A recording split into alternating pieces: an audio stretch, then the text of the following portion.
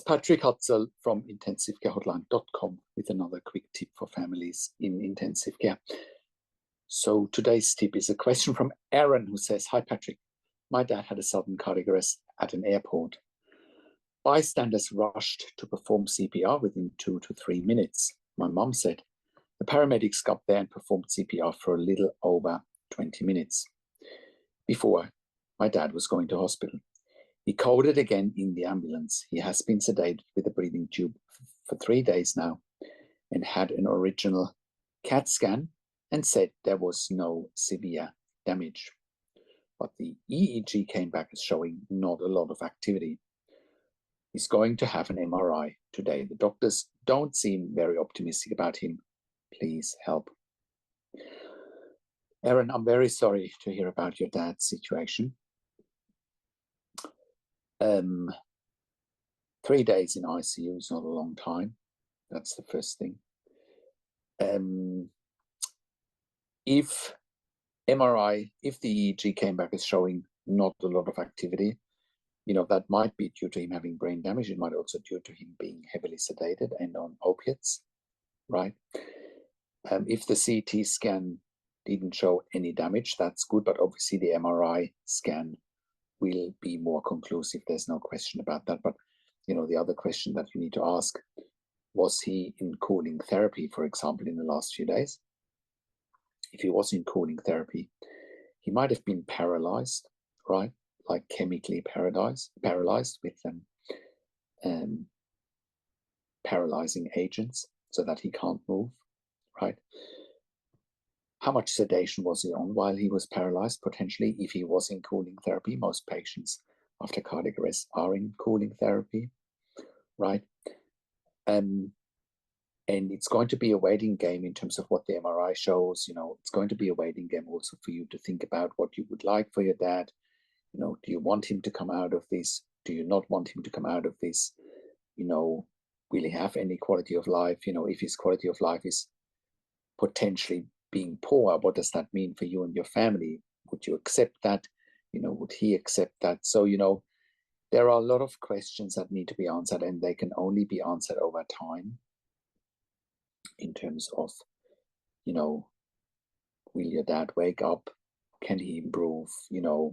What does neurology say about his prognosis? Is it likely to happen again, him having a cardiac arrest? What was the cause of the cardiac arrest? What is cardiology saying? Did he have an angiogram after the cardiac arrest, to find out whether there were any cardiac blockages?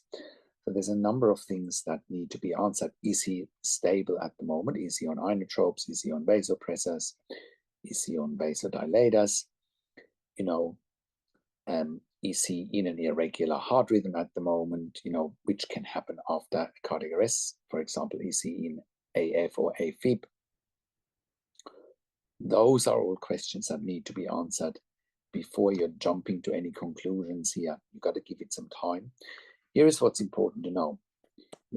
Sometimes patients are in an induced coma and they don't have any brain damage and they're not waking up quickly. Your dad might have had brain damage or might have brain damage, and he may also not wake up quickly, but it has to be determined what is the cause of him not waking up, and also how long will it take for him to wake up? Will it be days? Will it be weeks? Will it be months?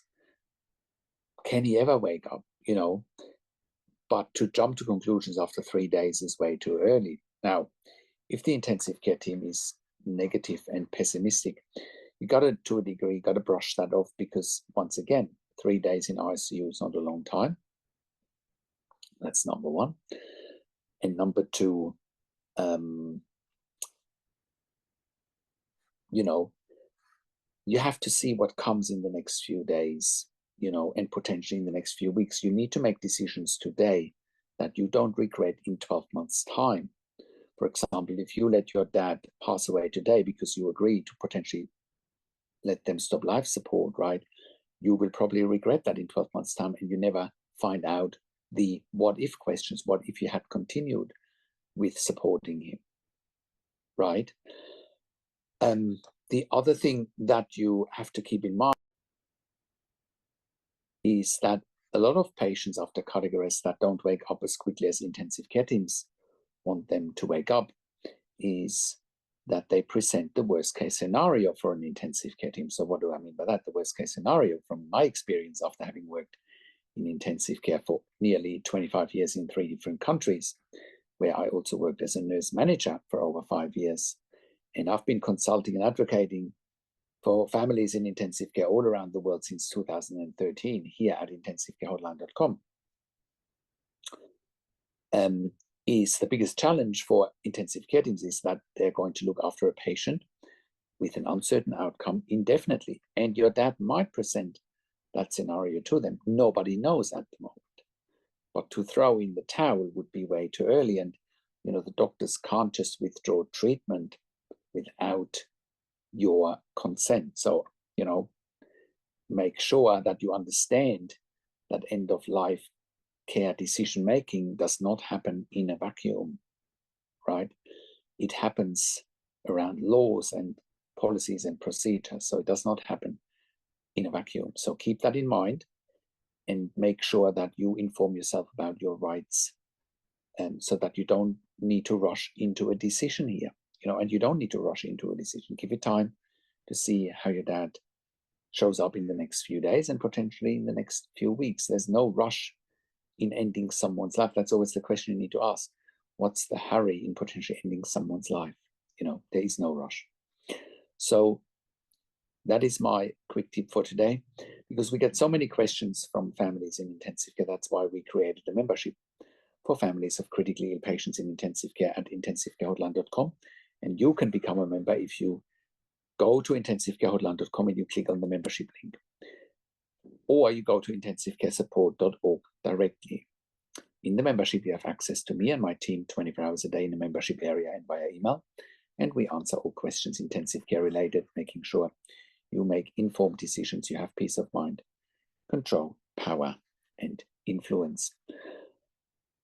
In the membership, you also have access to 21 videos, 21 ebooks that I have personally written, helping you to navigate this incredibly difficult territory that is intensive care. These ebooks and videos will help you to make informed decisions, have peace of mind, control, power, and influence, making sure you get best care and treatment for your loved one. I also offer one-on-one consulting and advocacy over the phone, Skype, Zoom, WhatsApp, whichever medium works best for you. I talk to you and your families directly. I talk to doctors and nurses directly. And once again, I ask all the questions to the doctors and nurses that you haven't even considered asking, but must be asked when you have a loved one in intensive care. I also make sure that you ask the right questions when you talk to doctors and nurses directly. I also represent you in family meetings with intensive care teams. Once again, making sure you make informed decisions, have peace of mind, control, power, and influence, and furthermore, that your loved one gets best care and treatment. We also offer medical record reviews in real time so that you can get a second opinion in real time. We also offer medical record reviews after intensive care. If you have unanswered questions, if you need closure, or if you are simply suspecting medical negligence. And all of that you get at intensivecare.hotline.com. Call us on one of the numbers on the top of our website, or simply send us an email to support@intensivecare.hotline.com. And if you like my videos, subscribe to my YouTube channel for regular updates for families in intensive care. Click the like button, click the notification bell, share the video with your friends and families, and comment below what you want to see next, or what questions and insights you have from this video. Thank you so much for watching. This is Patrick Hutzel from intensivecare.hotline.com, and I will talk to you in a few days. Take care for now.